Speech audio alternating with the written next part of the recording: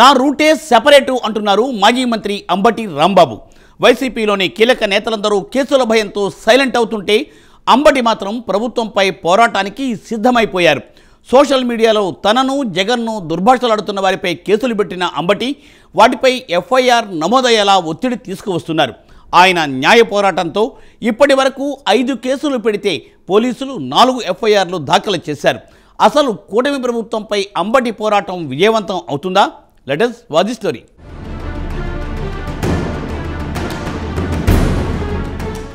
వైసీపీలో సీనియర్లు, ఫైర్ బ్రాండ్లు అందరూ సైలెంట్ అయిపోగా మాజీ మంత్రి సత్తెనపల్లి మాజీ ఎమ్మెల్యే అంబటి రాంబాబు మాత్రం తన నోటికి పని చెబుతూనే ఉన్నారు. ప్రస్తుతం వైసీపీలో గట్టిగా మాట్లాడుతున్న నేత ఎవరైనా ఉన్నారా అంటే అది అంబటి మాత్రమే. అటువంటి అంబటి రాంబాబు తాజాగా కొత్త అవతారంలో కనిపించారు. రాజకీయ నాయకుడిగా ఎప్పుడూ ఒకే గెటప్ తో కనిపించే అంబటి రాంబాబు తాజాగా నల్లకోటు ధరించి న్యాయవాది అవతారం ఎత్తారు.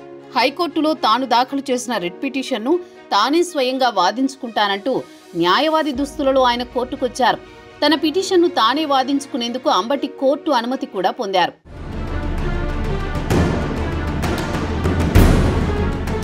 ఇందుకు ఆయన వాదించుకోబోయే పిటిషన్ ఏదంటే, గత ఏడాది నవంబర్లో అంబటి రాంబాబు ఆయన కుటుంబంపై సోషల్ మీడియాలో కొందరు అనుచిత పోస్టులు పెట్టారట. దీనిపై గుంటూరు పట్టాభిపురం పిఎస్లో ఫిర్యాదు చేశారు. తనపైన, తన కుటుంబ సభ్యులపైన అనుచిత పోస్టులకు సంబంధించి 4, వైసీపీ అధ్యక్షుడు జగన్ ఆయన కుటుంబ సభ్యులపై అనుచిత పోస్టులకు సంబంధించి మరో ఫిర్యాదు, మొత్తం 5 ఫిర్యాదులను అంబటి వేశారు. ఆ ఫిర్యాదులలో జగన్ ఆయన కుటుంబ సభ్యులపై అనుచిత పోస్టుల ఫిర్యాదు మినహా మిగిలిన 4 ఫిర్యాదులపై పోలీసులు ఎఫ్ఐఆర్ నమోదు చేశారు.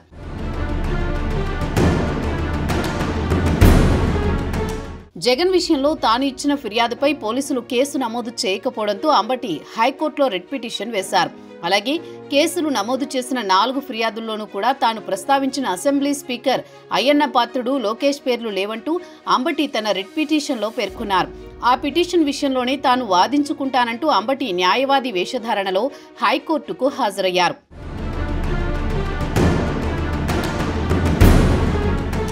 వైసీపీ నేత అంబటి రాంబాబు ఇచ్చిన 5 ఫిర్యాదులకు సంబంధించి పోలీసులు ఇప్పటికే 4 కేసులు నమోదు చేశారని, మరో కేసు నమోదు చేయకపోవడానికి కారణాలు ఉన్నాయని, వాటిని వివరిస్తూ కౌంటర్ వేస్తామని పోలీసుల తరపున ఏజీపీ హైకోర్టుకు నివేదించారు. అందుకు అంగీకరించిన హైకోర్టు న్యాయమూర్తి జస్టిస్ టి మల్లికార్జునరావు విచారణను 2 వారాలకు వాయిదా వేశారు. తమ పార్టీ అధినేత జగన్మోహన్ రెడ్డితో పాటు తనకు, తన కుటుంబ సభ్యుల ప్రతిష్టను దిగజార్చేలా సామాజిక మాధ్యమాల్లో పోస్టులు పెడుతున్న వారిపై చర్యలు తీసుకోవాలని, తానిచ్చిన ఫిర్యాదు మేరకు పోలీసులు కేసు నమోదు చేయకపోవడాన్ని సవాల్ చేస్తూ వైసీపీ నేత అంబటి రాంబాబు హైకోర్టులో పిటిషన్ దాఖలు చేశారు. ఈ వ్యాజ్యం విచారణకు రాగా పార్టీ ఇన్పర్సన్ నేరుగా వాదనలు వినిపించారు. తానిచ్చిన ఫిర్యాదుల ఆధారంగా పోలీసులు 4 కేసులు నమోదు చేశారని, మరొక ఫిర్యాదులో కూడా బాధ్యులపై కేసు నమోదు చేసేలా పోలీసులను ఆదేశించాలని కోరారు.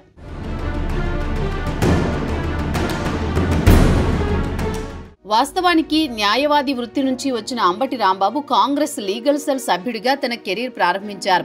1989లో తొలిసారి గుంటూరు జిల్లా రేపల్లి ఎమ్మెల్యేగా కాంగ్రెస్ నుంచి పోటీ చేసి విజయం సాధించారు.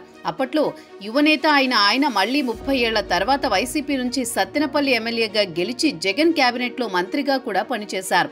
ఆ అభిమానం జగన్ పై ఇప్పటికీ ప్రదర్శిస్తూనే వస్తున్నారు. వైసీపీలోని కీలక నేతలందరూ కేసుల భయంతో సైలెంట్ అవుతుంటే అంబటి మాత్రం ప్రభుత్వంపై పోరాటానికి సిద్ధమవుతున్నారు. సోషల్ మీడియాలో తనను, జగన్ను దుర్భాషలాడుతున్న వారిపై కేసులు పెట్టిన అంబటి వాటిపై ఎఫ్ఐఆర్ నమోదయ్యేలా ఒత్తిడి తీసుకువస్తున్నారు. ఆయన న్యాయ పోరాటంతో ఇప్పటి వరకు 5 కేసులు పెడితే పోలీసులు 4 ఎఫ్ఐఆర్లు నమోదు చేశారు. మరి అంబటి పోరాటం విజయవంతమవుతుందో లేకపోతే ఆయనే కేసుల్లో ఇరుక్కుంటారో చూడాలి.